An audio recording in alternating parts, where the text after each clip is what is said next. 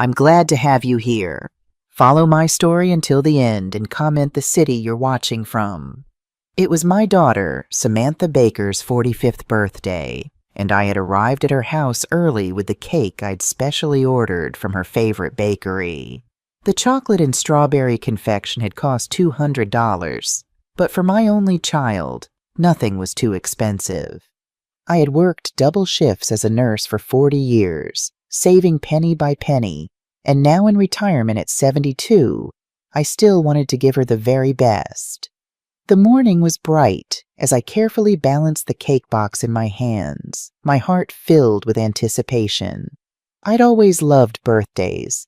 They were sacred in our family, a tradition I'd maintained since Samantha was small, after her father passed away when she was only 6. It had been just the two of us against the world for so long. I knocked on the door of her beautiful suburban home, the one I had completely financed as a wedding gift when she married David.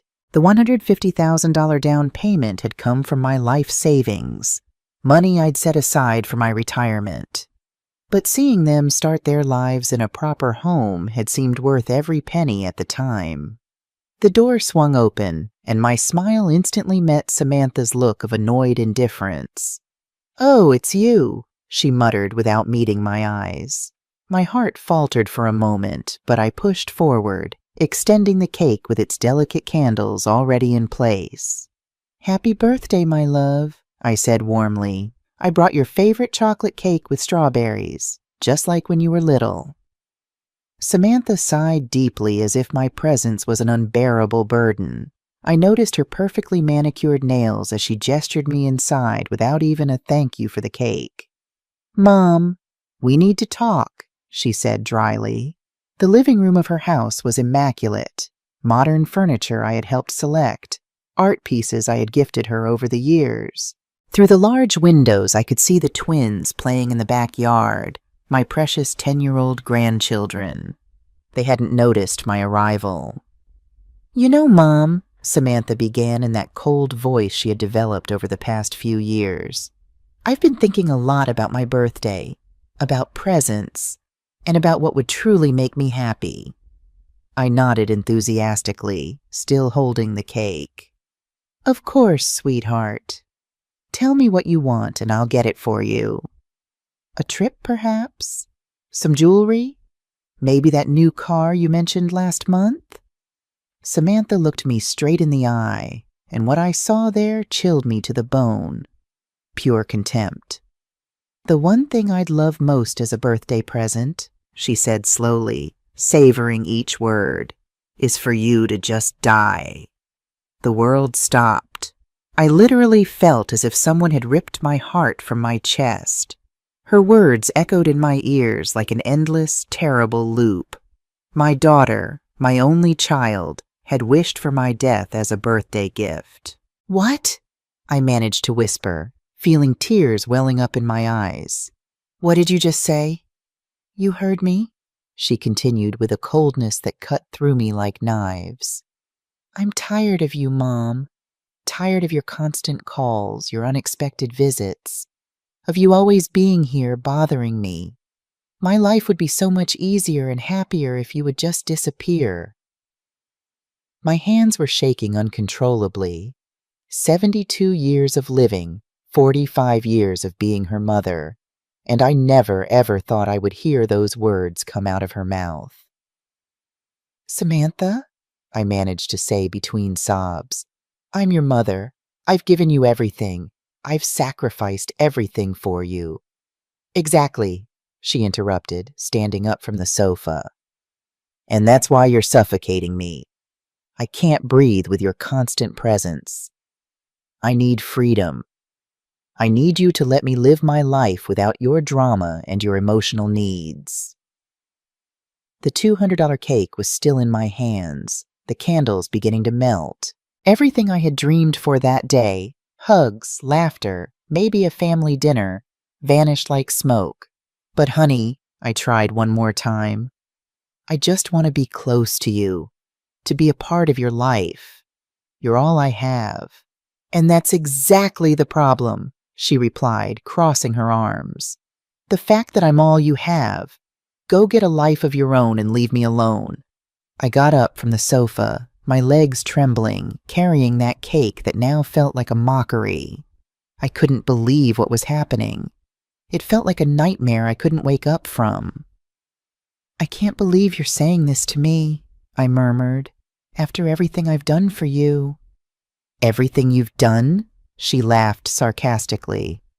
"Mom, everything you've done has been for your own benefit, to feel needed, to have control over my life. But I'm not a little girl anymore." I walked toward the door, feeling as if each step was costing me years of my life. As I reached the threshold, I turned one last time, hoping to see some regret in her eyes, some sign of the sweet little girl she once was. But I only saw impatience. Impatience for me to leave so she could finally celebrate her birthday without the nuisance I represented. "Happy birthday, Samantha," I whispered, and I walked out of that house, closing the door behind me. I didn't know at that moment that it would be the last time I would ever enter that house as the mother who had sacrificed everything. Because what my daughter didn't know was that she had just awakened something in me that had been dormant for decades. My dignity. I arrived at my small apartment with trembling legs and a broken heart.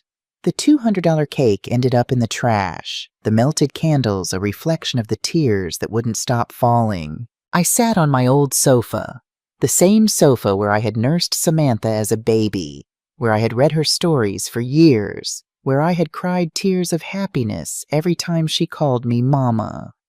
How had I ended up here?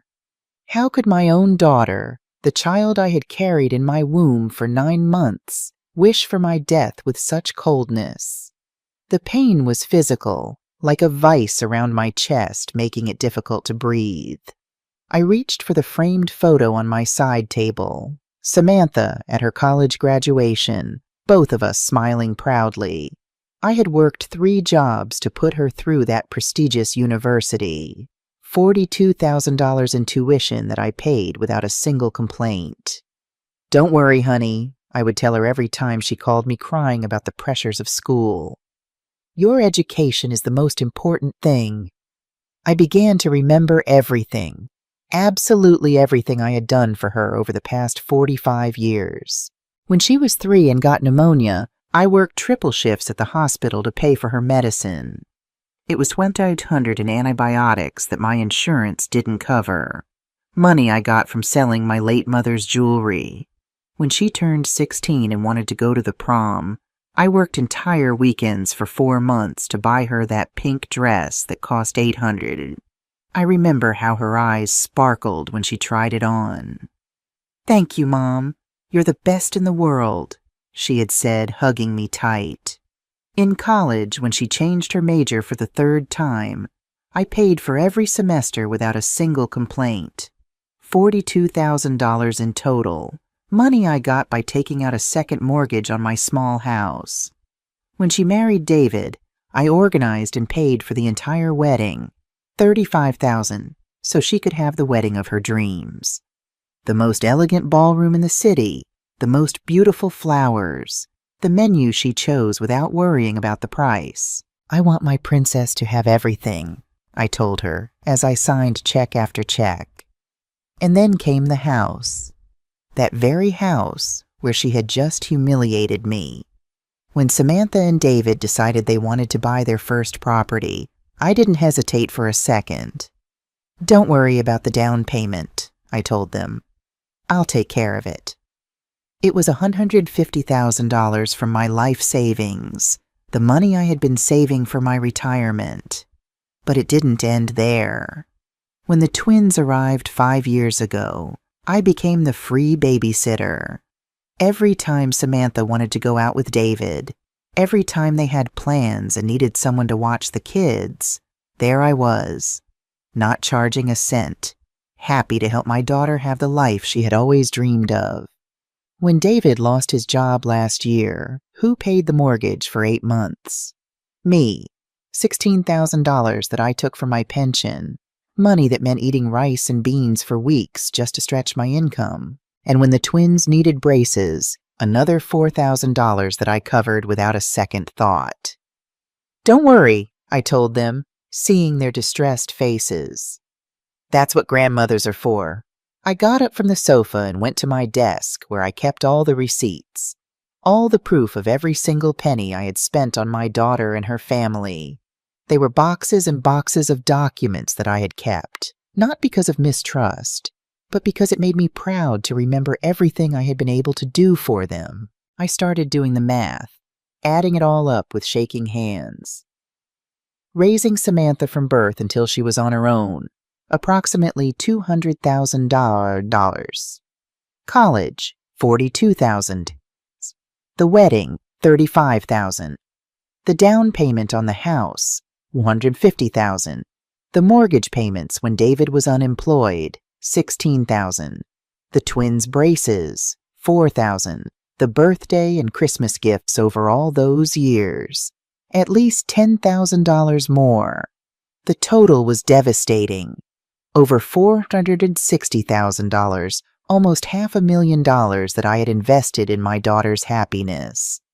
And all of it to hear that her greatest desire was for me to die. Tears fell onto the papers as I added and subtracted.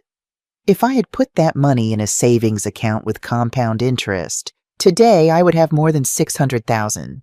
I could be living in a nice house, traveling the world, enjoying a comfortable retirement instead of counting pennies in this tiny apartment. But no, I had chosen to invest in love.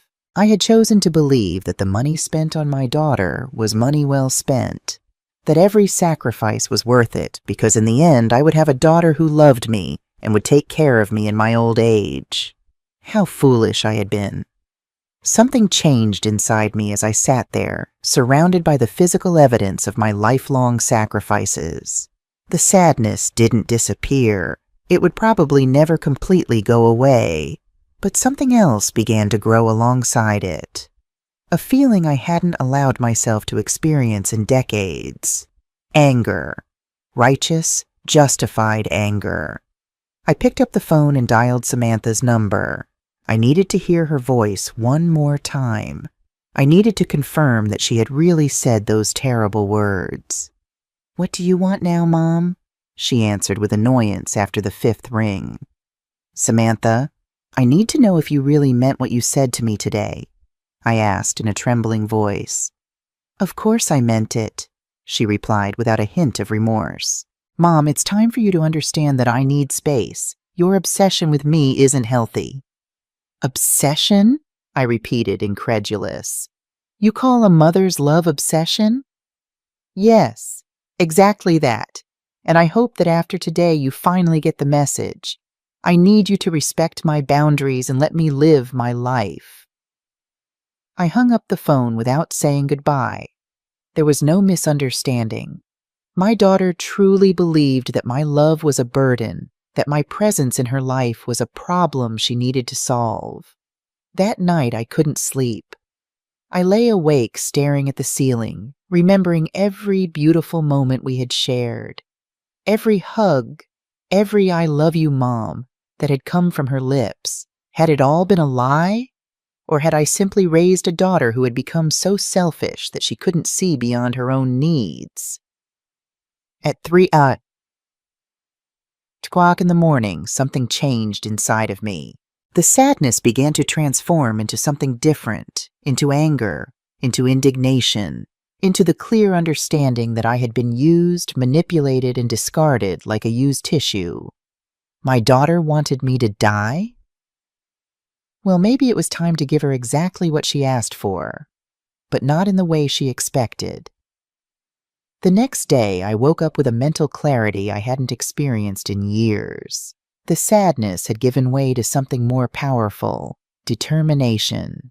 If my daughter wanted me to disappear from her life, I would, but not in the way she expected. I put on my best clothes and went out with a defined purpose. First stop, the bank where I had a joint account with Samantha for her house's emergency expenses. That account I had opened just in case, and in which I had deposited $20,000 for any unforeseen events that might arise.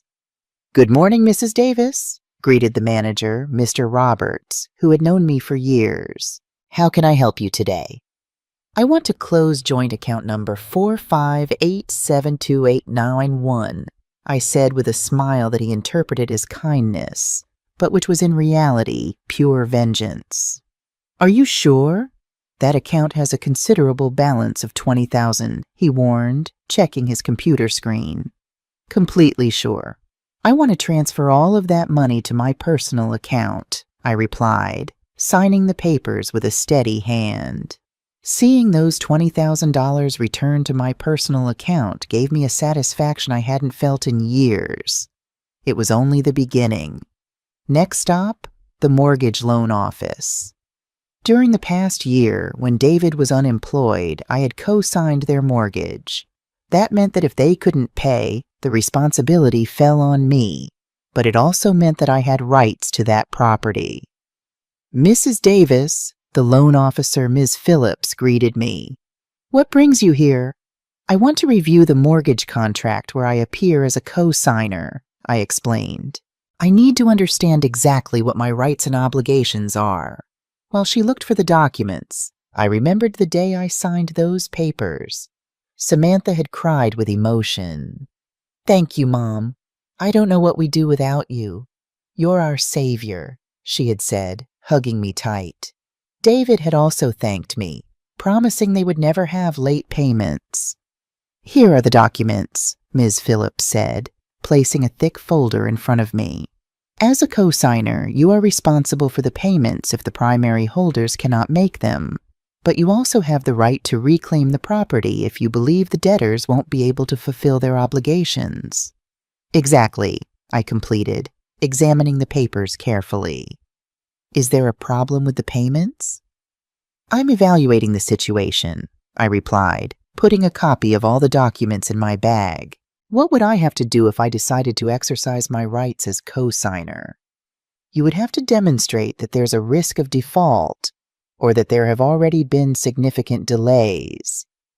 In your case, I see that you covered 8 months of payments last year, which is already sufficient evidence that the primary holders lack financial stability." Perfect. David had lost his job again last week, information that Samantha had given me without thinking about the implications. She thought she was asking for help indirectly, but what she was really giving me were the weapons for my revenge. I left that office with a smile. My dear daughter had no idea of the storm that was brewing.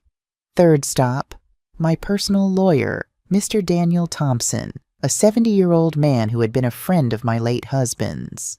He knew my entire family situation and had witnessed my sacrifices for Samantha for decades. "Nancy," he greeted me warmly, "what brings you to my office? It's not common to see you here." "Daniel, I need your help with something very important," I told him, sitting in front of his desk. "I want to completely change my will." His eyebrows shot up in surprise. "Has something happened with Samantha?" I told him everything. Every hurtful word, every moment of contempt, the coldness with which she had wished for my death on her own birthday. Daniel listened to me in silence, his expression becoming more serious with each detail. "Nancy," he said finally, "I'm so sorry for what you're going through. I never thought Samantha was capable of something like that after everything you've done for her." "Me neither," I sighed. "But I've made my decision. I want to change my will and leave everything to a charitable organization. I also want to set up a trust fund for my grandchildren, but Samantha can't have access to that money until they turn 25. "That can be done," Daniel nodded, taking notes. "Do you also want to change the beneficiaries of your life insurance?" "Of course. Anything with Samantha's name on it I want to change. My daughter wants me to die, but when I do, she's not going to receive a single penny from me." We spent 2 hours reviewing all my legal documents. My $100,000 life insurance policy, my savings, my apartment, my investments. Everything that had once been designated for Samantha would now go to the Children's Hope Foundation, where I had worked as a volunteer for years. "There's something else," I said when we were finishing. "I want you to prepare all the documents to reclaim the house where Samantha lives. As the co-signer of the mortgage, I have rights, and her husband just lost his job again." Daniel's eyes lit up with understanding. "Now I see where you're going with all of this. Are you sure you want to go that far?" "Completely sure," I replied with a determination that surprised even myself. "My daughter told me her life would be easier if I disappeared. Well, I'm going to disappear, but first, I'm going to make sure she understands exactly what it means to live without me and without everything I've done for her." When I left Daniel's office, it was already dark. I walked through the streets of my neighborhood feeling renewed, as if I had woken up from a very long dream. For 45 years I had lived for Samantha. I had sacrificed my own dreams and desires to give her everything she wanted. But no more. I got back to my apartment and poured myself a glass of wine, something I hadn't done in years. Toasting myself was something completely new, but it felt incredibly liberating. I took out my phone and dialed a number I had saved months ago, but had never dared to use. It was for a travel agency specializing in retirees that offered packages for living abroad. "Good evening. This is Nancy Davis," I said when they answered. "I saw your promotion about living in Switzerland. Could you send me complete information?" "Of course, Mrs. Davis. Switzerland is a very popular destination among our clients. We have several programs from temporary stays to permanent residency. What kind of information do you need?" "Everything," I replied without hesitation. "I want to know everything about how a 72-year-old person can start a new life in Switzerland." After hanging up, I stood at the window looking out at the city where I had lived my entire life. Soon, all of this would be just a memory. My daughter had asked for my disappearance as a birthday gift, and I was going to grant it to her in the most spectacular way possible. What Samantha didn't know was that her wish was about to become her worst nightmare. The next few days were a roller coaster of emotions and secret preparations. Every morning I woke up with a mix of pain and determination that pushed me forward with my plan. It was as if I had woken from a long slumber where I had lived only to please my daughter, and now finally, I was living for myself. On Wednesday morning, my phone rang. It was Samantha. For a moment, my heart sped up, thinking that maybe she had reconsidered, that she might apologize for the terrible words she had said. How naive I still was.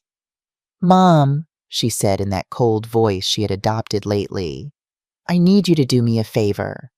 Not even a hello or how are you. She went straight to the point, as if I were her personal assistant. "What do you need?" I asked, curious to see how far her audacity would go. "The twins have a presentation at school on Friday, and David and I have an important work dinner. Could you watch them that night?"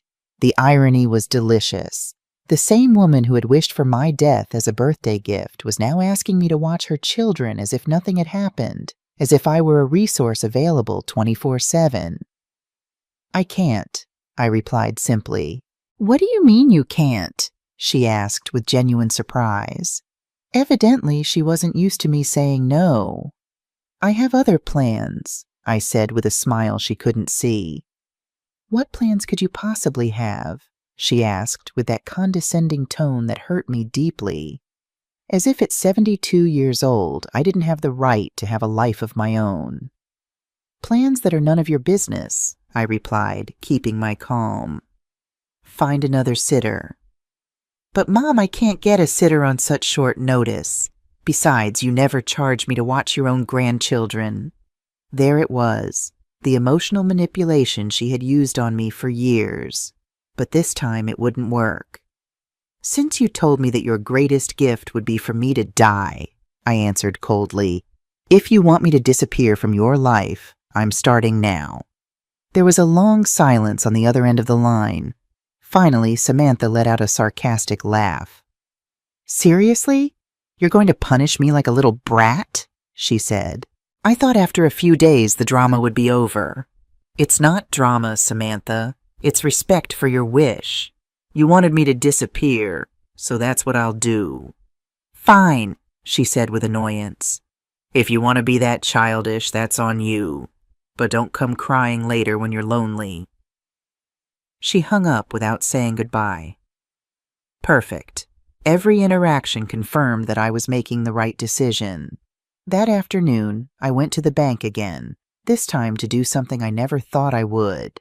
Withdraw most of my savings in cash.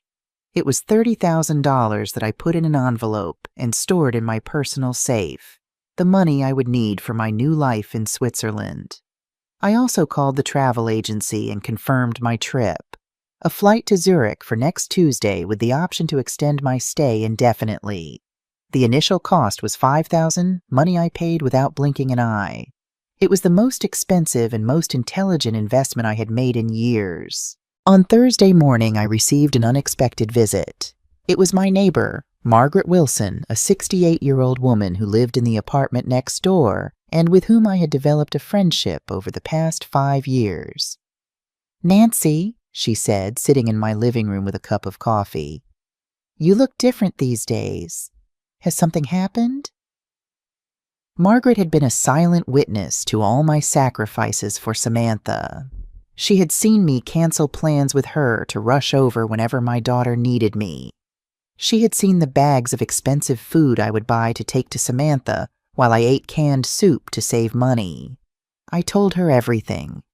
Every painful detail of what had happened on Samantha's birthday, and also all the plans I had been making during the week.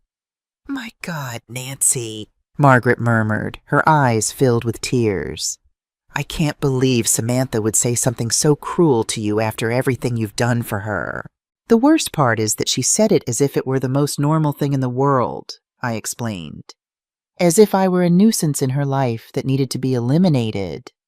"And you're really going to Switzerland?" "Yes," I replied firmly. "I've already bought the ticket. I'm leaving on Tuesday." Margaret took my hands kindly. "You know you have my full support, right? What Samantha did to you is unforgivable." "There's something else," I said, lowering my voice. "I'm going to need your help with something very important." I explained my complete plan, how I wanted Samantha to believe I had truly died, at least for a while. Margaret would be my accomplice, the person who would find my empty apartment and my farewell letter. "It's brilliant," Margaret murmured with a mischievous smile. "That ungrateful child is finally going to understand what it means to lose you. Will you help me?" "Of course I will. In fact, I think it's exactly what Samantha needs to wake up." That night I worked on the most important letter of my life, the letter that Samantha would find on her table and that would change everything forever. I wrote and rewrote every word, making sure it conveyed exactly what I wanted to say. "My dear Samantha," the letter began, "you asked me as a birthday gift to disappear from your life, and I have decided to grant your wish. When you read this letter, I will already be far from here, starting the life I should have lived years ago instead of sacrificing it all for you."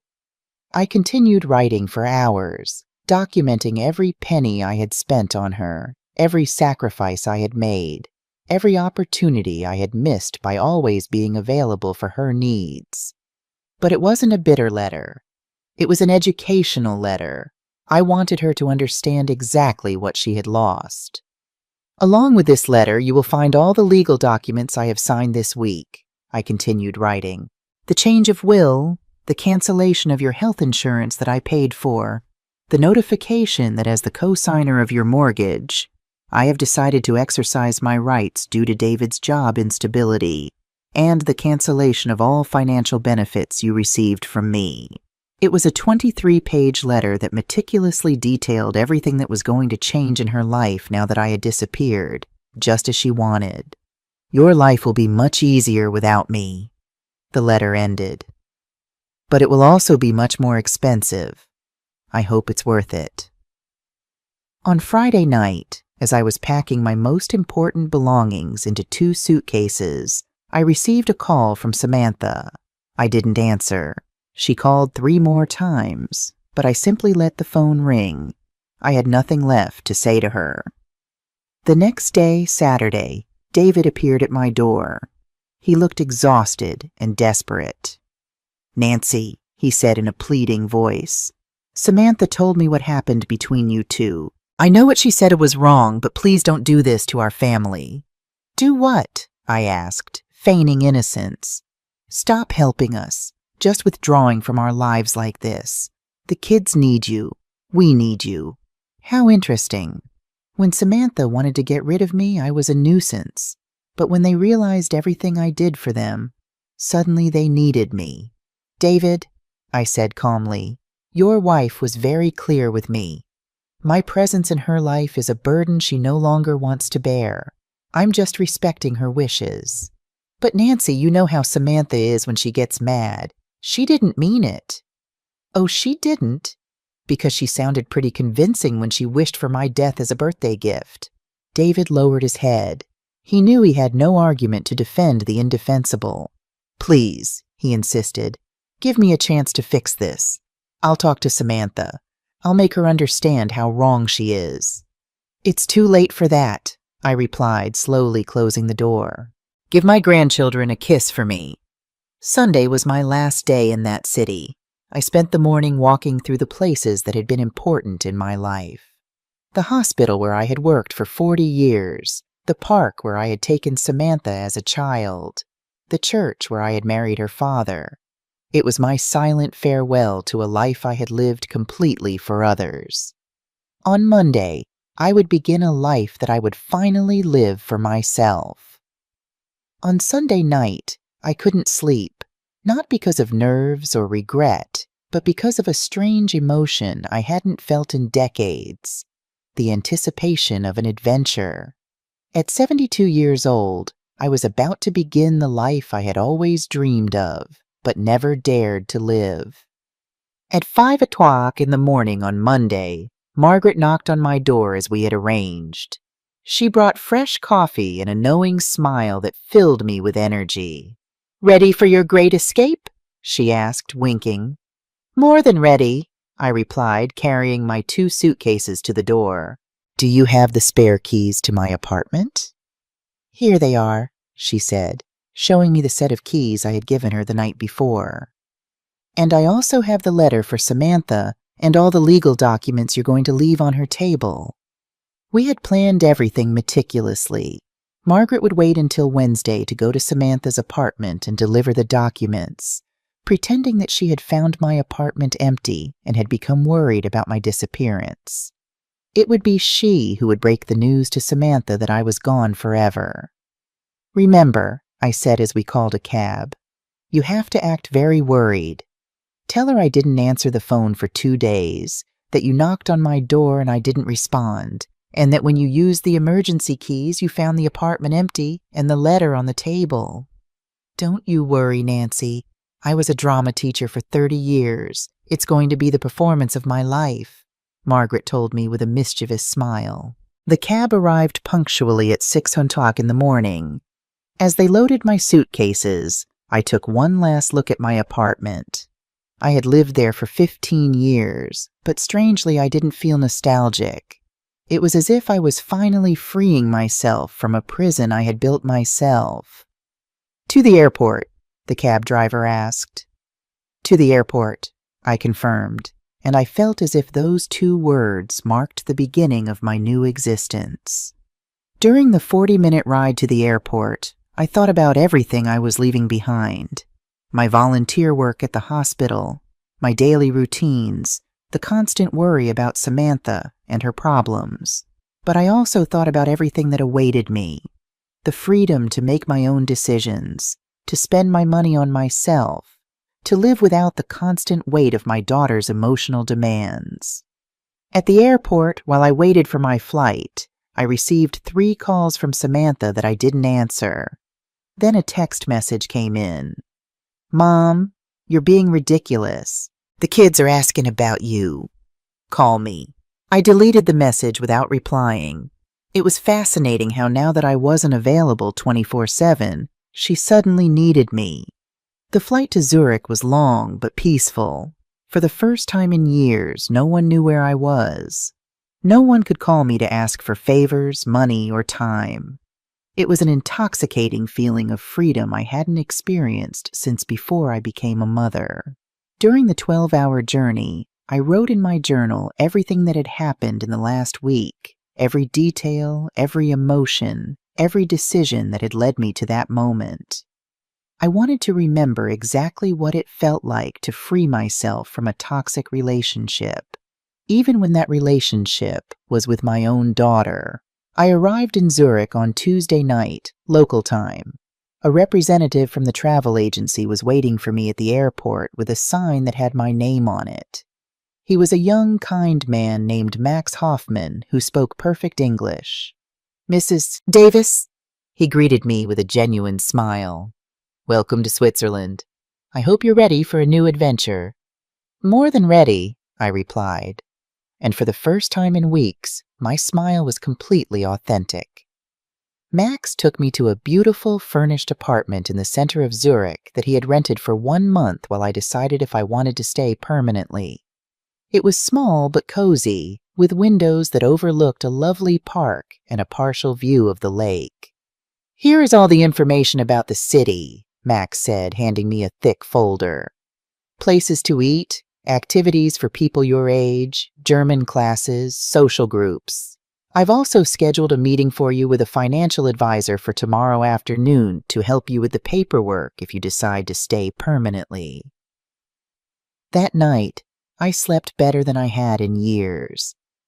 There was no phone that could ring, no one who needed anything from me, no responsibilities beyond taking care of myself. On Wednesday morning, I woke up early and went out to explore the city. I had breakfast at a charming cafe by the lake. I bought fresh flowers for my temporary apartment. And for the first time in decades, I spent money on something completely unnecessary. A beautiful silk scarf that cost $100. I bought it simply because I liked it, without worrying about the price, or whether that money could be better invested in my daughter's needs. As I walked through the streets of Zurich, I mentally calculated how much money I had spent on Samantha in just the last 5 years. Between the mortgage payments when David was unemployed, the twins' braces, the constant gifts, the gas to go watch the kids, the food I always brought when I visited, it had been at least $50,000. Money I could have used to travel the world, to live comfortably, to fulfill the dreams I had postponed for decades. Instead, I had given it to a daughter who considered my love a burden and my presence a nuisance. At 2 o'clock in the afternoon, Zurich time, I calculated that it would be 8 o'clock in the morning in my hometown. Margaret would be preparing to go to Samantha's apartment to deliver the letter that would change everything. I sat on a bench by the lake and waited. I knew that in a few hours my phone would start ringing desperately. Samantha would finally understand what it meant to truly lose me. At 5 o'clock in the afternoon, my phone started to vibrate. It was Samantha. I let it ring until it stopped. Immediately it rang again. Again Samantha. This time I answered. "Mom!" she screamed, her voice cracking. "Where are you? Margaret came to the house with a letter from you. She said you've disappeared. What's going on?" "Hello, Samantha," I replied calmly, enjoying the Swiss lake as I spoke. "Did you read the letter yet?" "Yes, I read it. Are you crazy? How could you do this to us? Where are you?" "I'm exactly where I need to be," I replied. "Far away from you, just as you wanted. But I didn't want this. I didn't want you to actually leave. I was just angry. I didn't mean it." There it was, Samantha's typical tactic, minimizing the harm she had caused, making me feel guilty for reacting to her cruelty. "You didn't mean it when you told me that your greatest birthday wish was for me to die?" I asked, because she had sounded pretty convincing. I was just frustrated. David lost his job again. The kids are giving me problems at school. I'm so stressed. I shouldn't have taken it out on you. You're right. You shouldn't have. But it's done, and words can't be taken back. But Mom, please come back. We need you. I need you. How interesting. Now she needed me. Now that she had read the letter about all the financial benefits she had lost. Now that she knew she could lose her house. Now that she understood she would have to pay for her own health insurance and find a sitter for the twins. Do you need me or do you need my money? I asked her directly. There was a long silence on the other end of the line. I need you, she finally murmured, but her voice didn't sound convincing. Samantha, for 45 years I lived for you. I sacrificed my dreams, my money, my time, my opportunities, and when I finally needed to feel that you loved me and valued me, you told me you'd rather I was dead. Those words broke my heart in a way I will never be able to fix. I'm sorry, Mom. I'm so sorry. Sorry is not enough, Samantha. The damage is done. And you know what? Maybe it was the best thing you could have said to me because it finally opened my eyes and made me understand that I've been living my life all wrong. What do you mean? I mean that for the first time in decades, I am living for me. And it feels wonderful. Where are you, Mom? Please tell me, Samantha begged, her voice choked with tears. The kids are asking about their grandma. They don't understand why you haven't come to see them. It was fascinating how now that I wasn't available, the grandchildren suddenly missed me. For all those years when I canceled my plans to watch them, when I bought them expensive gifts, when I took them to the park while Samantha went shopping, it was just what was expected of me. But now that I was gone, my absence was felt. The kids will be fine, I replied, looking at the Swiss mountains in the distance. They're resilient. What they will learn is that actions have consequences and that hurtful words can destroy relationships forever. But Mom, please, you can't just disappear like this. What if something happens to you? What if you get sick? How will we know? Now she was worried about my well-being. How convenient. Samantha, in the last 5 years, I've had 3 episodes of high blood pressure that sent me to the hospital. Do you know how many times you visited me? None. You always had something more important to do, so don't come to me now with concerns about my health. That's not true, she weakly protested. It is true. The first time I was hospitalized, I called you from the emergency room. You told me you couldn't come because you had a hair appointment. The second time was David's birthday, and you were celebrating. The third time, you simply didn't answer the phone. The silence on the other end of the line confirmed that she remembered every single occasion perfectly. I thought it wasn't serious, she murmured. Of course, because my health was never a priority for you, but my checks were. It's not about the money, Samantha screamed. It's about you. I miss you, Mom. Do you miss me? Or do you miss having someone available 24/7 to solve your problems? I hung up the phone without waiting for a response. It immediately rang again, but this time I turned it off completely. I needed peace to enjoy my first night of freedom. That night I went out to dinner alone at an elegant restaurant by the lake. I ordered the most expensive dish on the menu, salmon with caviar that cost $80, and I drank an entire bottle of French wine. It had been years since I had given myself that kind of luxury, always thinking that the money could be useful for Samantha. The next day, Thursday, I turned on my phone and found 47 missed calls and 23 text messages, all from Samantha and David. The messages evolved from pleas to threats. Please, Mom, answer. We're so worried, the first one said. If you don't answer, we're going to call the police, the fifth one threatened. We already called the police. They said there's nothing they can do because you left a letter explaining your departure, the 10th one admitted. The bank called us. You canceled the joint account. How are we going to pay for emergencies? The 15th one said. It was beautiful to see how the concern for my well-being quickly turned into panic over the financial implications of my absence. I decided to answer just one message. I'm fine. I'm exactly where I need to be. Don't look for me. The response came in less than 5 minutes. "You don't understand what you're doing. You're going to ruin us. The mortgage lawyer called us. He says you can take our house." There it was, the truth. She wasn't worried that I might be suffering or in danger. She was worried because she had finally understood the financial implications of losing me. I replied, "Now you understand what it's worth to have me in your life. Too bad you realized it too late." That afternoon I had my meeting with the Swiss financial advisor.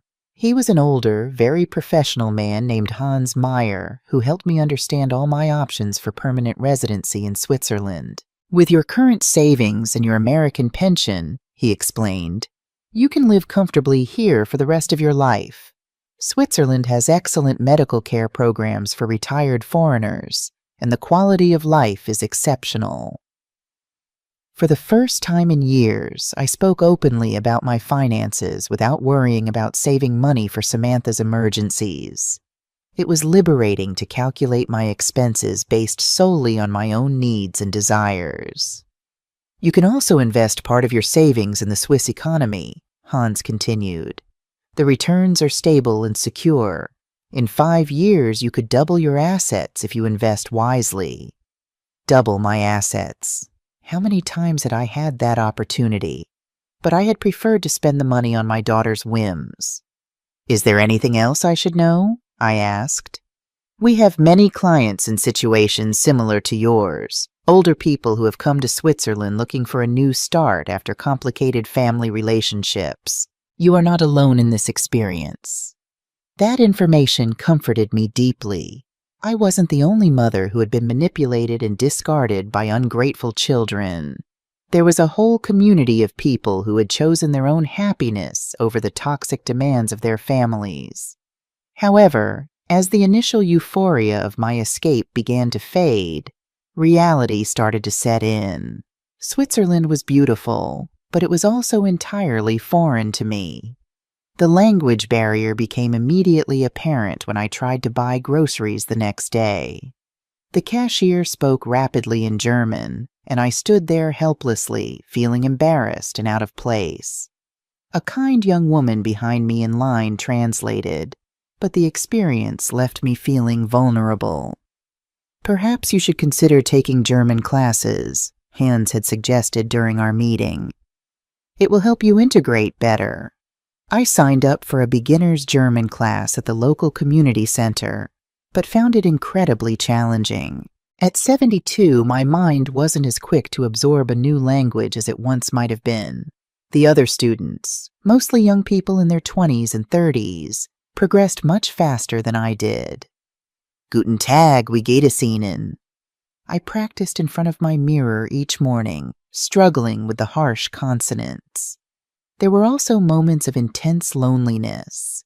In my old life, despite everything, I'd had a routine. I knew where to go, whom to talk to. Here, I was a complete stranger. The beautiful apartment began to feel like a gilded cage at times, especially in the evenings when I had no one to talk to. And then there were physical challenges I hadn't anticipated. The hilly streets of Zurich were picturesque but difficult for my aging knees. One afternoon I had a frightening moment when I felt chest pain while climbing a particularly steep street. I had to sit on a bench for nearly an hour, wondering if I was having a heart attack, and realizing I didn't even know how to call for emergency services in this country. It turned out to be just anxiety and overexertion, but the incident shook me. What would happen if I got truly sick? Who would help me? For the first time, I questioned whether I had made the right decision. On Friday morning, I was sitting in a cafe, attempting to read a Swiss newspaper with the help of a translation app on my phone, when an older woman approached my table. "Excuse me," she said in accented but clear English. "I couldn't help but notice you struggling with the newspaper. American?" "Yes," I replied, grateful to hear my native language. "Is it that obvious?" She laughed. "We retired expats can spot each other a mile away. I'm Ingrid Weber, from Germany originally. May I join you?" Ingrid was 71, with silver hair styled in an elegant bob and bright, intelligent eyes. She had moved to Switzerland 2 years ago after, as she put it, deciding that my family had taken enough of my life. Over coffee, we exchanged stories. Hers was eerily similar to mine. My son and daughter-in-law treated me like an ATM with legs, Ingrid confided. Every time they needed money for vacations, new cars, or whims, they called Dear Mother. But when I had a birthday or was sick, suddenly they were too busy. What made you finally leave? I asked. They threatened to cut off access to my grandchildren when I refused to buy them a vacation home in Spain, she said, her eyes hardening at the memory. That was the moment I realized our relationship was purely transactional. So I sold my house in Munich, moved here, and didn't tell them where I went. Was it difficult at first? I asked, thinking of my own struggles. The first few months were terrible, she admitted. I cried every night. The guilt ate me alive. I thought maybe I was truly selfish, that a good mother should always sacrifice for her children. And what changed? I realized that my children never wondered if I was happy, if I had enough money for my own needs, or if my constant sacrifices were hurting me. They only cared about what I could give them, Ingrid said. That's not love, Nancy. That's exploitation. Her words resonated deeply in my heart. For decades, I had confused emotional manipulation with filial love, constant demands with genuine need. Besides, Ingrid added with a twinkle in her eye, it gets better. Much better. I have a whole group of friends now. We call ourselves the Phoenix Club, women who have risen from the ashes of family disappointment. We meet every Sunday for brunch. You should join us. For the first time since arriving in Switzerland, I felt a genuine connection. Ingrid understood exactly what I was going through because she had lived it herself. As we exchanged phone numbers, my cell began to ring. It was Samantha again. Persistent, isn't she? Ingrid observed as I showed her the screen. She just realized she's losing her house, I explained. Ah, now the real concerns come out. Ingrid nodded knowingly. Let it ring. Whatever crisis she's having isn't your emergency anymore.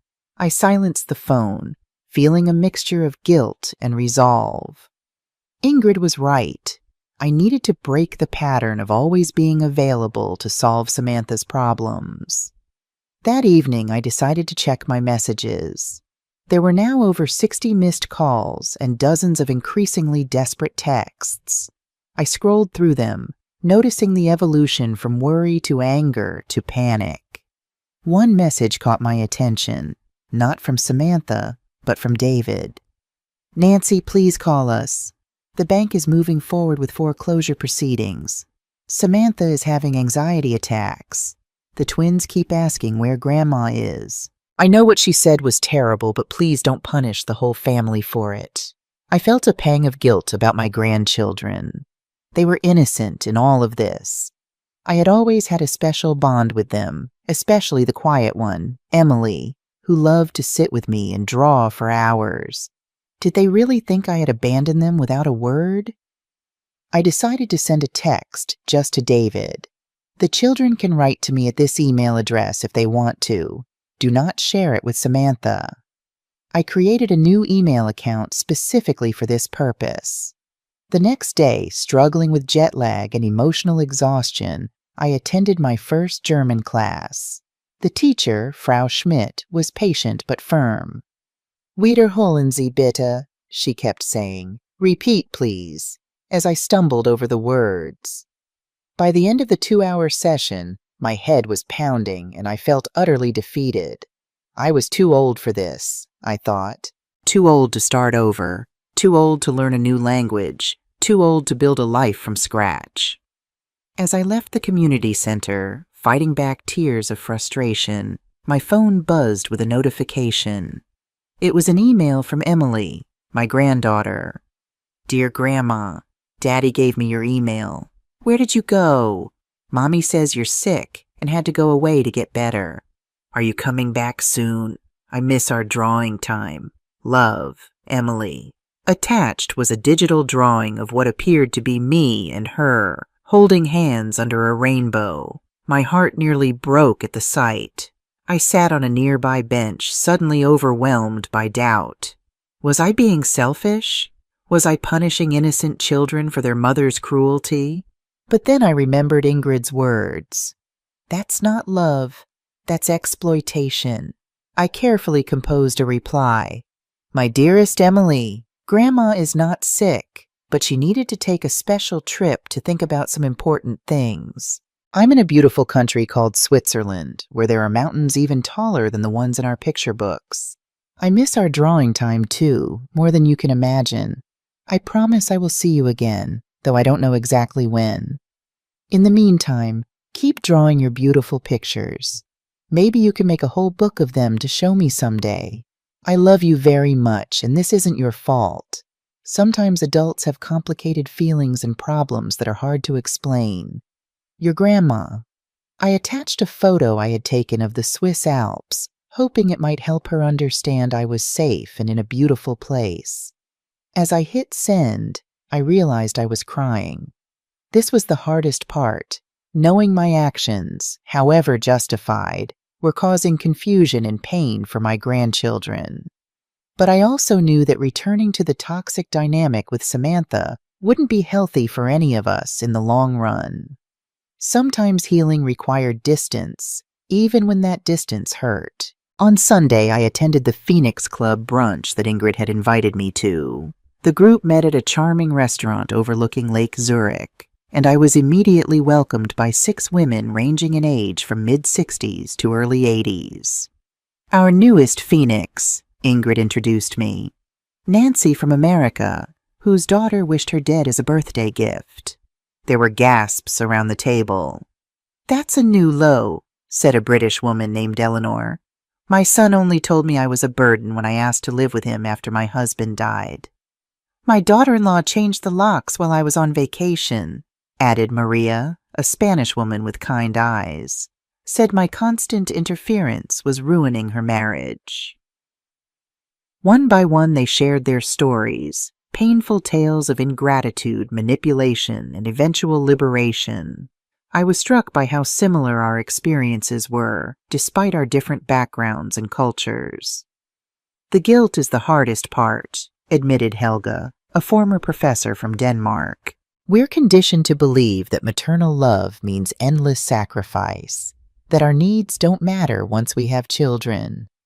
And society reinforces it, added Eleanor. If we put ourselves first, we're selfish old women. If we give everything to our children, we're saints, until we have nothing left to give. For 3 hours, we talked, laughed, and sometimes cried together. These women understood what I was going through in a way no one else could. By the time we parted, with promises to meet again the following week, I felt stronger than I had in days. I wasn't alone in this journey. Back at my apartment, I checked my email and found a reply from my grandson, Alex, Emily's twin. Grandma, Mom is really upset. She cries a lot and keeps saying it's all her fault. Dad lost his job again, and they're fighting all the time. Are you coming back to help us like you always do? The message tugged at my heartstrings, but I also recognized the pattern. Samantha in crisis, expecting me to rush in and fix everything. It had been our dynamic for decades, but not anymore. I wrote back to Alex, keeping my message loving but firm. Dear Alex, I'm sorry to hear things are difficult at home. Your mom and dad are adults who need to solve their own problems. I love you very much, but I can't come back right now. This doesn't mean I don't care. It means I'm teaching your parents an important lesson about responsibility and respect. Sometimes people need to fix their own mistakes. Keep being the strong, smart boy I know you are. I'm always here if you need to talk. Love, Grandma. Monday morning brought a new challenge. I received an unexpected call from a social worker named Sarah Williams from my hometown. Mrs. Davis, this is Sarah Williams from Family Services. I'm calling because we've received a complaint about your well-being. My blood ran cold. A complaint? What kind? Your daughter, Samantha Baker, filed a complaint alleging that you may be suffering from dementia or cognitive decline, and that you've made financial and life decisions that put you at risk. According to her, you disappeared suddenly and are living in precarious conditions abroad. I couldn't believe what I was hearing. Samantha had gone to the extreme of involving social services, inventing a mental illness to invalidate my decisions and force my return. Ms. Williams, I replied in a firm voice, I do not suffer from dementia or cognitive decline. I am living in Switzerland by my own choice, in a comfortable apartment with excellent medical care and imperfect mental health. My daughter's allegations are completely false.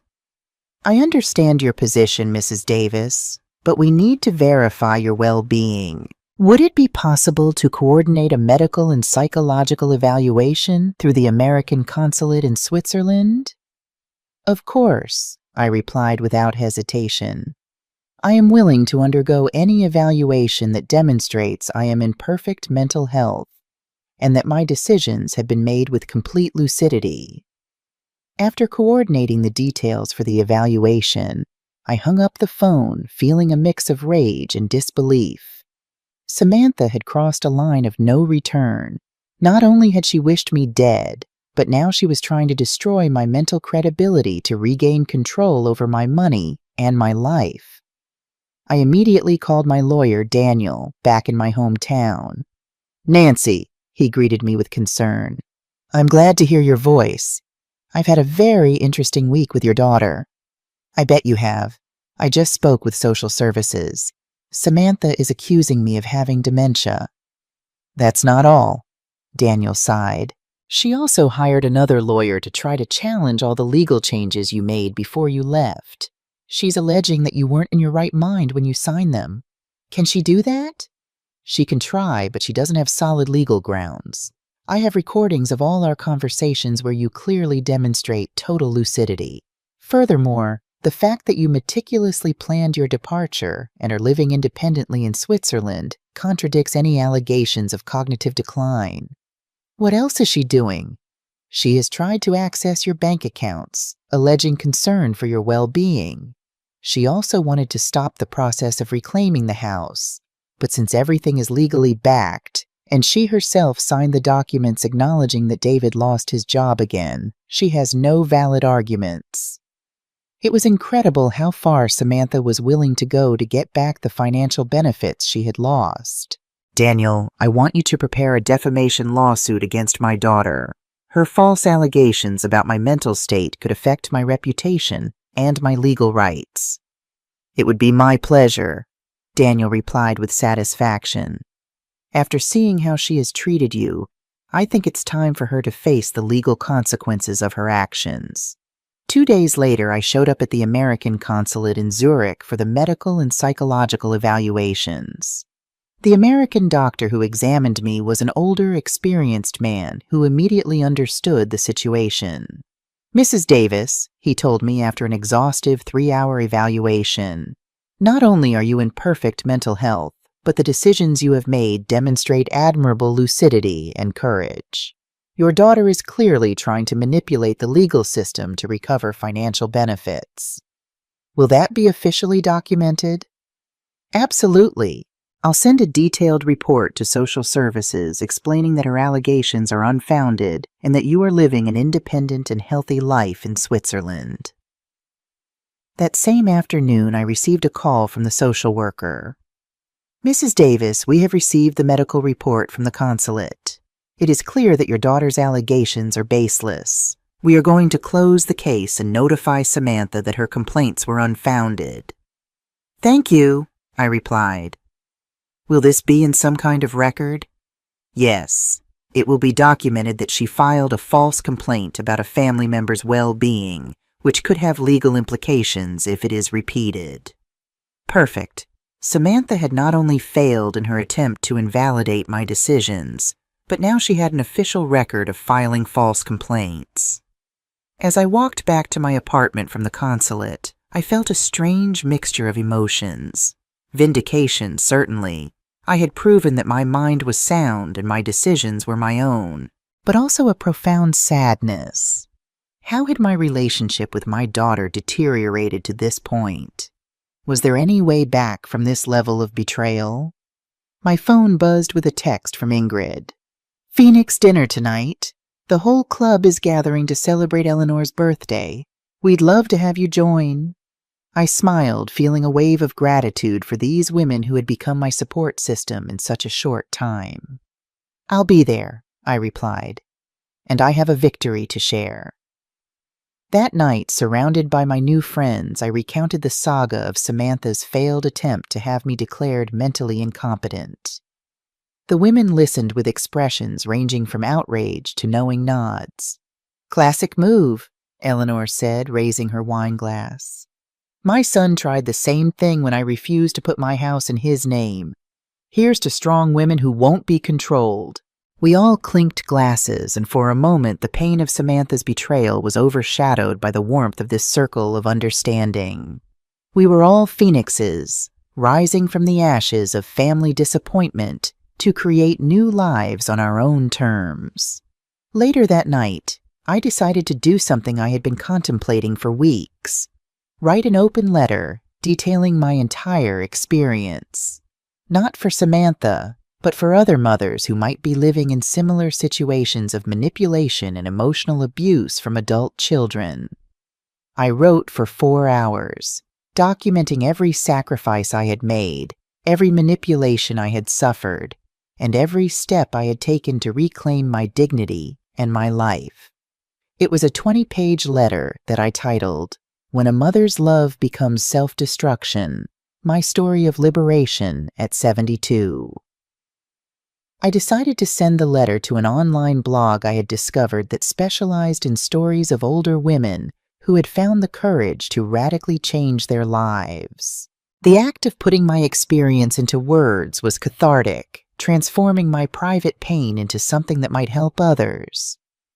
As I finally went to bed that night, exhausted but strangely at peace, I realized something important. Samantha's cruel birthday wish had inadvertently given me a precious gift, the freedom to finally live for myself. A week after I sent my letter to the blog, I received an enthusiastic response from the editor. "Nancy," she wrote, "your story is powerful and inspiring. We've received hundreds of comments from women who completely identify with your experience. Would you be willing to participate in a video interview for our YouTube channel?" I hesitated. Revealing my face publicly would make it easier for Samantha to find me if she really tried. But then I thought about all the women out there who might benefit from hearing my story. Women who felt trapped in toxic family dynamics, who believed that maternal sacrifice meant complete self-erasure. "I'll do it," I replied, "but under one condition. You don't reveal my exact location." The interview was conducted via video call the following week. I spoke for nearly 2 hours about my journey, from the moment Samantha wished for my death to my new life in Switzerland. I didn't hold back, sharing both the pain of betrayal and the exhilaration of freedom.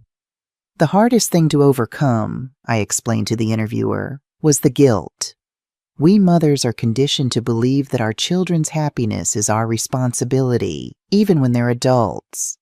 It took me 72 years to understand that I matter too, that my happiness counts. As I adjusted to life in Switzerland, I found myself developing a routine. German classes 3 mornings a week, watercolor painting on Tuesdays and Thursdays, and Sunday brunches with the Phoenix Club.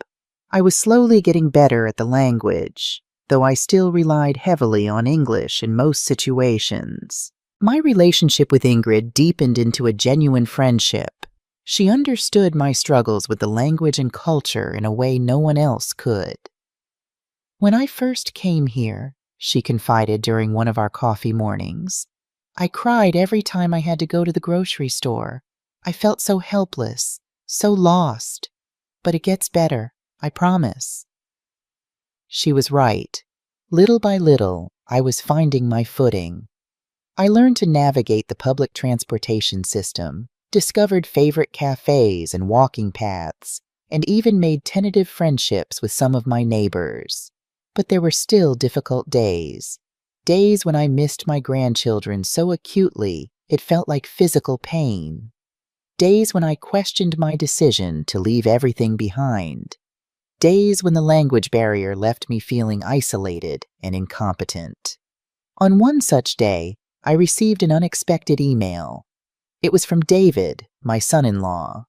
"Nancy," he wrote, "I saw your interview on YouTube. I need you to know that I completely agree with you. What Samantha said to you was unforgivable, and the way she has treated you for years is unacceptable. I myself have been a witness to how she manipulates and uses you, but I never had the courage to confront her because we were so dependent on your financial help." His email continued, "I want you to know that the kids miss you terribly, and they don't understand why you don't come to see them anymore. Samantha has told them that you're sick and can't visit, but I believe they deserve to know the truth when they are older." The message ended.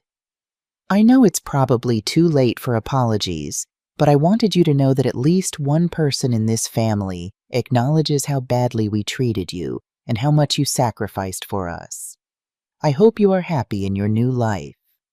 I read the email 3 times before deciding how to respond. Finally, I wrote, "David, I appreciate your honesty, but apologies after the fact don't change the damage done.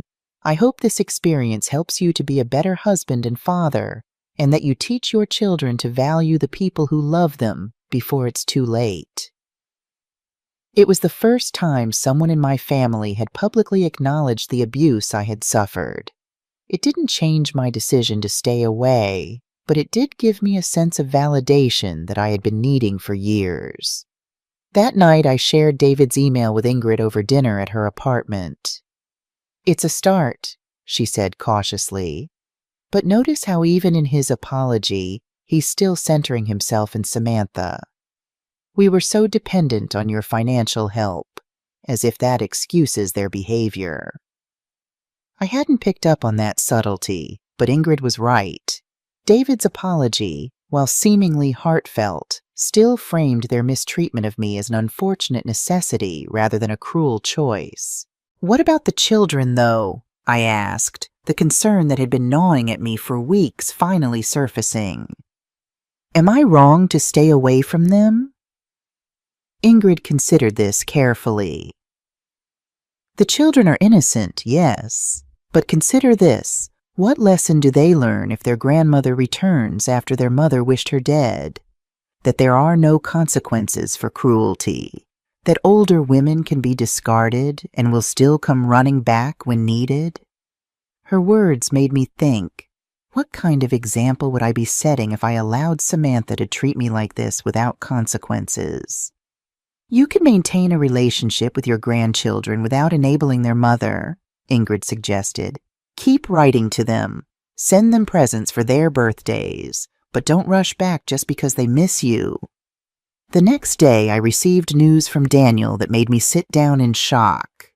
The bank had approved my petition to reclaim the house as the co-signer of the mortgage. Given David's repeated job losses and the documentation of their financial instability, the bank agreed that there was a significant risk of default. "The foreclosure process has begun," Daniel explained over the phone. "They have 90 days to vacate or refinance, but given their current financial situation, refinancing is unlikely." I felt a mixture of emotions, vindication certainly, but also a strange sadness. That house had been the site of so many family memories, both good and bad. I had helped Samantha and David choose it, had spent countless holidays and birthdays within its walls, and now I was taking it away from them. "What will happen to them?" I asked. "They'll need to find a smaller place to rent, I imagine," Daniel said. "The real estate market is strong right now, so the house will sell quickly. As the co-signer, you'll recover your initial investment of $150,000 plus accumulated interest, about $35,000. It was a significant sum, money that would make my new life in Switzerland even more comfortable. But more importantly, it was justice. For years, I had poured my savings into that house while Samantha and David lived beyond their means, secure in the knowledge that I would always be there to bail them out. No more. That evening, I received a frantic call from Samantha. I almost didn't answer, but something told me I should hear what she had to say. "How could you do this to us?" she screamed as soon as I picked up. "The bank says we're losing the house. Where are we supposed to go? What about the children?" "You should have thought about the children before you told me your greatest wish was for me to die," I replied calmly. "That was one mistake, one moment of anger. And now you're punishing us by making us homeless?" "It wasn't one mistake, Samantha. It was the culmination of years of taking me for granted, of treating me like an ATM instead of your mother. And you're not homeless. You're just going to have to live within your means for once." "The twins will have to change schools," she said, her voice breaking. "We'll have to move to a smaller place in a different district. Is that what you want? To punish your own grandchildren?" For a moment, I wavered. The thought of Emily and Alex having to leave their friends and familiar surroundings tugged at my heart. But then I remembered all the times Samantha had used the children to manipulate me, to extract money or time or emotional labor. "The children will adapt," I said firmly. "Children are resilient, and maybe this will teach them an important lesson about consequences." "You've changed," Samantha said, her voice suddenly cold. "You used to care about us." "I still care, Samantha. That's why I'm doing this. Because sometimes the most loving thing a parent can do is let their child face the consequences of their actions." I hung up, my hands shaking but my resolve intact. For the first time in our relationship, I wasn't backing down. I wasn't rushing in to fix everything. I was letting Samantha experience the real-world consequences of her behavior. It was a turning point in my own healing journey. I had finally broken free of the cycle of enabling and sacrifice that had defined our relationship for decades. The following Sunday, I shared this development with the Phoenix Club. The women listened attentively, their faces reflecting various degrees of understanding and support. "You're doing the right thing," Maria assured me. "My biggest regret is that I didn't set boundaries with my son earlier. I kept giving and giving until I had nothing left, and then he discarded me anyway." "It feels cruel, though," I admitted. "The children will learn a valuable lesson," Eleanor finished for me. "That actions have consequences, that treating people poorly eventually catches up with you. These are important life lessons that too many parents shield their children from." Helga, who had been quiet throughout the conversation, finally spoke up. "When I left Denmark, my son told everyone I had abandoned him and his children. He forgot to mention the years of emotional abuse, the money he borrowed and never repaid, the constant criticism and disrespect. It took 2 years, but eventually the truth came out. Now we have a relationship again, a healthier one, with boundaries and mutual respect." Her words gave me hope. Perhaps in time, even Samantha might come to understand the reasons behind my actions. Perhaps we might eventually rebuild our relationship on healthier foundations. But for now, I needed to focus on building my new life. One day, one German word, one watercolor painting at a time.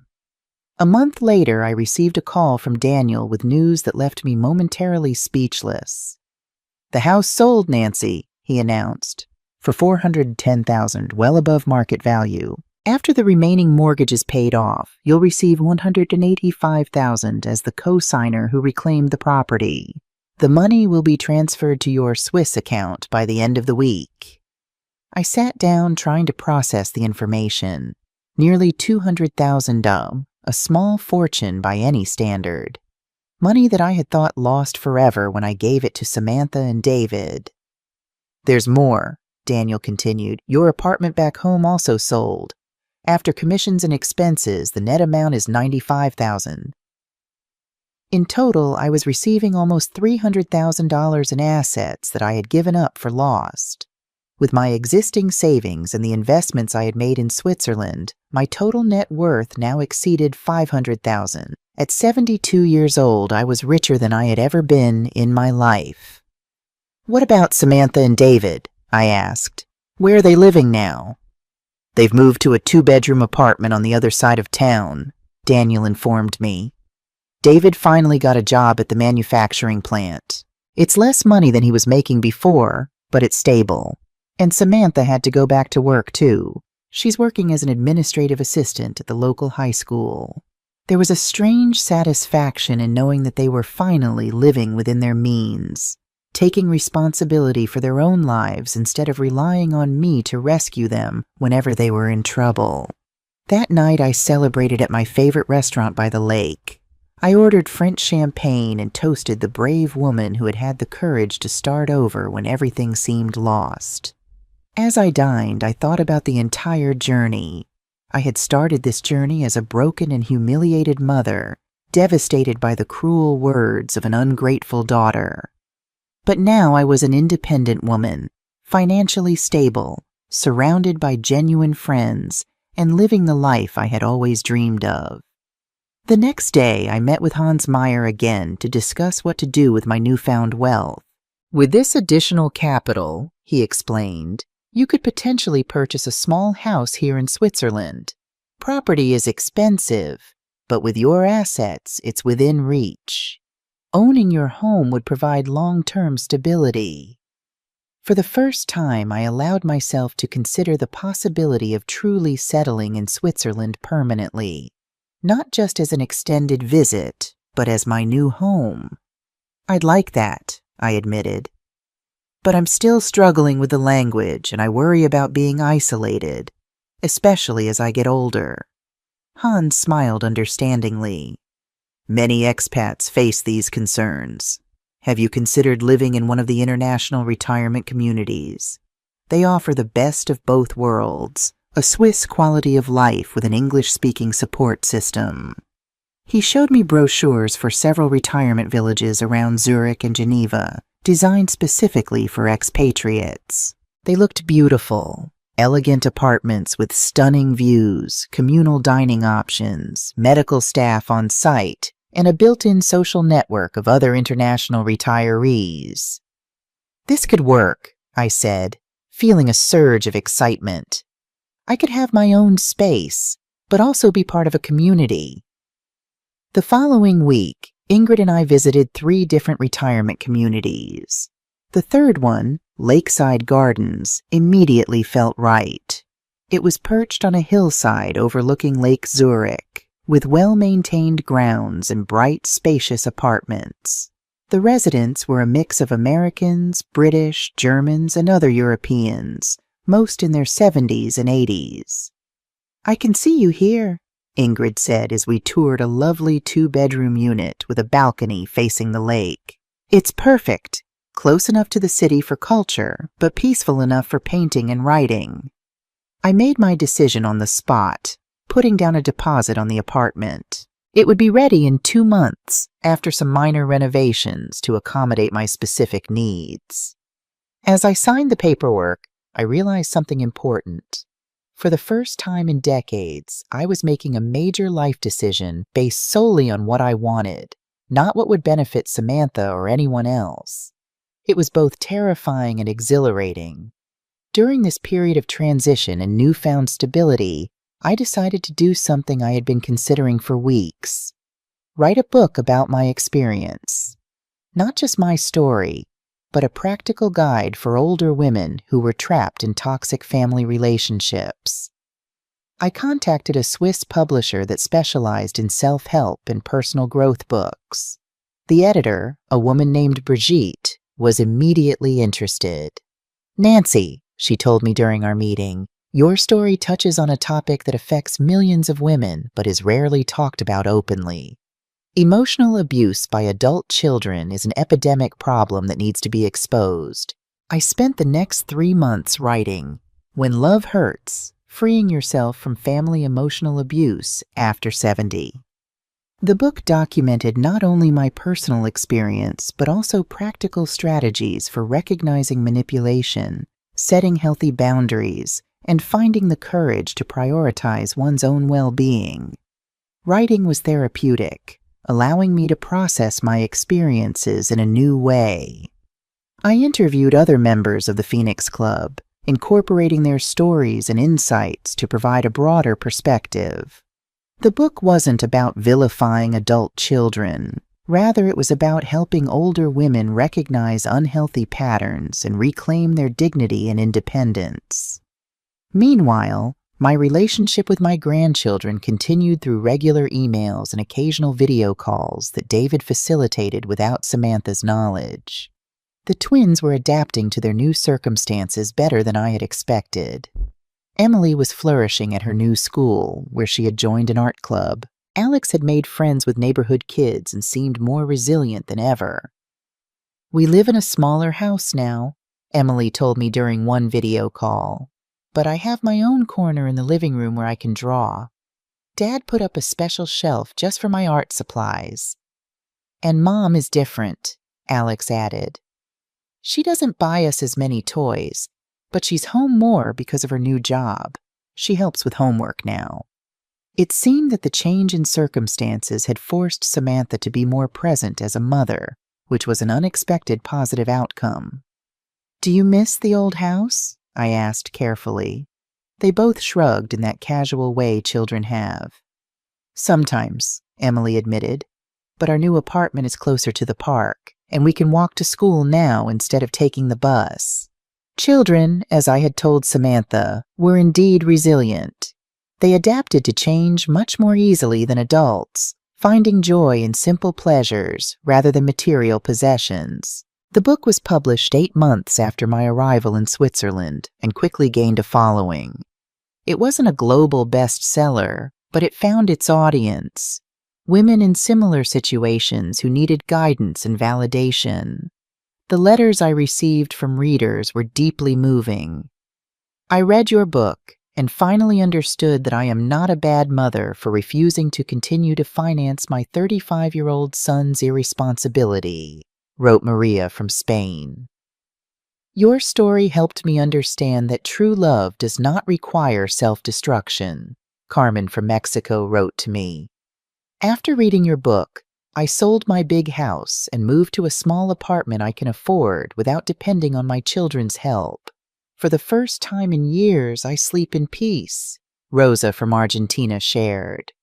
But the letter that moved me the most came a year after the book's publication.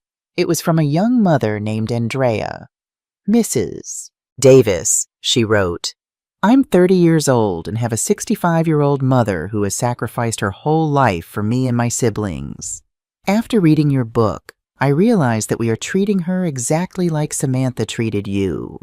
Your story opened my eyes and made me understand that I was repeating a toxic pattern that could destroy my relationship with my mother forever. Yesterday, I called my mom and apologized for all the years of taking her for granted. I also told her that I want to help her fulfill her own dreams instead of enjoying her own life. Thank you for helping me understand this before it was too late." That letter made me cry with joy. My pain had served to prevent other families from going through the same destruction. There was meaning in my suffering if it helped break the cycle of maternal exploitation for even one family. I moved into my new apartment at Lakeside Gardens just as autumn was painting the Swiss countryside in brilliant reds and golds. The community welcomed me warmly, and I quickly established new routines. Breakfast in the communal dining room where I could chat with other residents, painting classes in the activity center, walks by the lake when weather permitted. My German was improving steadily, though I still relied on English for most complex interactions. But I no longer felt like a helpless outsider.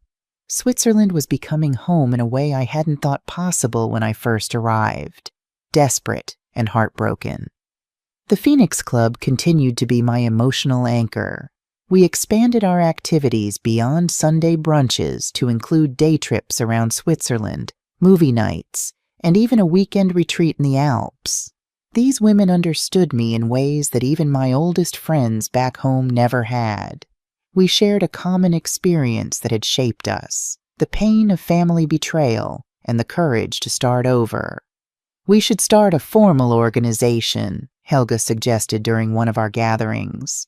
"A support network for women in our situation.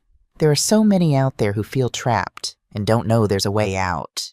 The idea resonated with all of us. We began meeting more regularly, developing materials and resources for women experiencing family emotional abuse. My book became one of our primary tools, but we also created online forums, webinars, and eventually a small grant program to help women in financial need make the transition to independence. What had begun as my personal escape from a toxic relationship was evolving into something larger, a movement of women supporting women, breaking the cycle of exploitation and sacrifice that had defined maternal love for generations.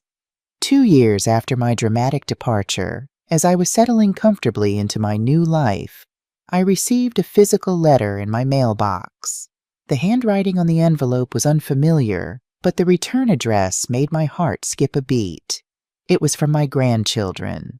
With trembling fingers, I opened it to find a handmade card decorated with colorful drawings. Inside were messages from both twins, now 12 years old. "Dear Grandma Nancy," Emily had written in her neat handwriting. "Dad told us the truth about why you left. He said that Mom said some very mean things to you, and that's why you decided to start a new life away from us. We want you to know that we miss you a lot and that we understand why you left. We also want you to know that we are proud of you for being so brave. When we are older, we would like to visit you in Switzerland if you want us to. We love you, Grandma." Alex had added, "P.S. Mom is different now. She cries sometimes when she looks at your old pictures. Dad says she's sorry but doesn't know how to tell you. I think she misses you a lot." The card included several drawings they had made of me living happily in the Swiss mountains, surrounded by flowers and smiling faces. They had imagined my new life as a fairy tale of sorts, and in many ways they weren't far off. I cried for an hour after reading that letter. Not out of sadness, but from the understanding that my decision to preserve my dignity had been the right one, even if it meant moving away from people I loved. The twins had learned an important lesson about respect and consequences that would serve them well in their own relationships. I decided to write them back. "My dearest Emily and Alex, your words are the most beautiful gift I have received in years. I love you deeply and always will, no matter the distance. When you are older and can make your own decisions, the doors to my heart and my home will always be open for you. Until then, I want you to know that your grandma is living a full and happy life surrounded by beauty and peace. Keep this love you feel for me, but also learn from this experience. Words have the power to build or destroy, and relationships are based on mutual respect, not on unilateral sacrifice. I love you with all my heart." I enclosed several photographs of my life in Switzerland, my apartment with its lake view, the Phoenix Club women during one of our outings, me at my easel painting a landscape. I wanted them to see that I was truly thriving, not just surviving. As for Samantha, I wasn't ready to reach out directly. The wound she had inflicted was still tender, even after 2 years. But something in the twins' letter suggested she might be experiencing genuine remorse. Perhaps one day, when more time had passed, reconciliation might be possible. Not a return to the old dynamic, but something new, built on mutual respect rather than exploitation. A week after sending my reply to the twins, I received an unexpected email from David. "Nancy, thank you for writing to the kids. They were overjoyed to get your letter and photos. I want you to know that things have changed here. Samantha has been seeing a therapist for the past year. She's working through a lot of issues, her relationship with you, her expectations, her need for control. It's been a difficult journey for her, especially accepting responsibility for her behavior, but she's making progress. We're doing okay financially now. It was a hard adjustment at first, living within our means, but it's actually been good for all of us. The kids have learned the value of money in a way they never would have in our old life. Samantha has asked me several times if I know where you are.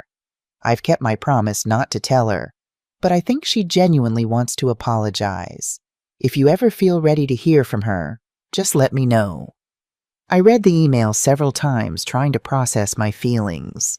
Was I ready to hear from Samantha? To reopen that door even a crack? I wasn't sure. Part of me wanted to maintain the peaceful life I had built, free from the drama and manipulation that had characterized our relationship for so long. Another part longed for some kind of closure, some acknowledgement from her own lips that she understood the pain she had caused. I decided to discuss it with the Phoenix Club at our next meeting.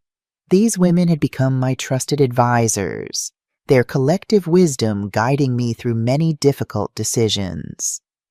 Trust your instincts, Maria advised when I shared David's email. If you're not ready, you're not ready. There's no timeline for healing from betrayal. But consider this, Helga added. People can change. Not always, not completely, but it happens. The question is whether you're willing to risk being hurt again to find out if Samantha is one of those who has truly changed.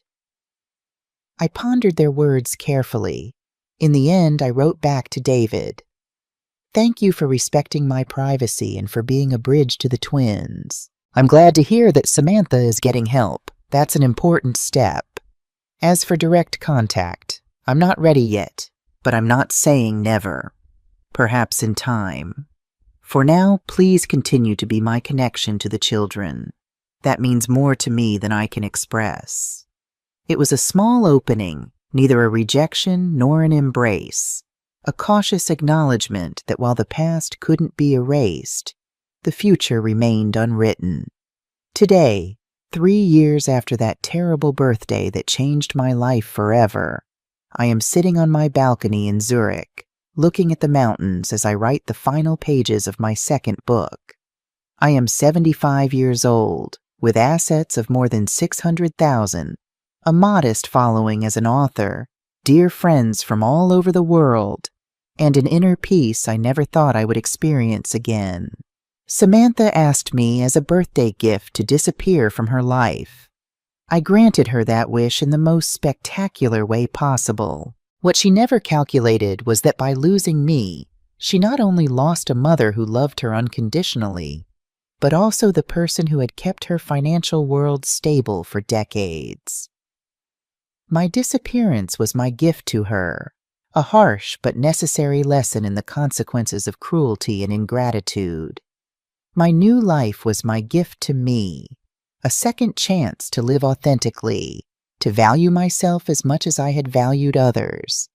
And it was worth every tear, every sacrifice, and every moment of pain that brought me here. Because sometimes the only way to save yourself is to have the courage to lose everything in order to be reborn as the person you were always meant to be. Did you like my story, and which city are you listening from? Let's meet in the comments. If you like the story, you can support me by sending a super thanks so I can keep bringing more stories like this. Thank you so much for your sweet support. I'm looking forward to your comments on the story. On the screen, you can see 2 new life stories that I highly recommend. There's so much more on my channel. Don't forget to subscribe. See you in the next life story. With love and respect.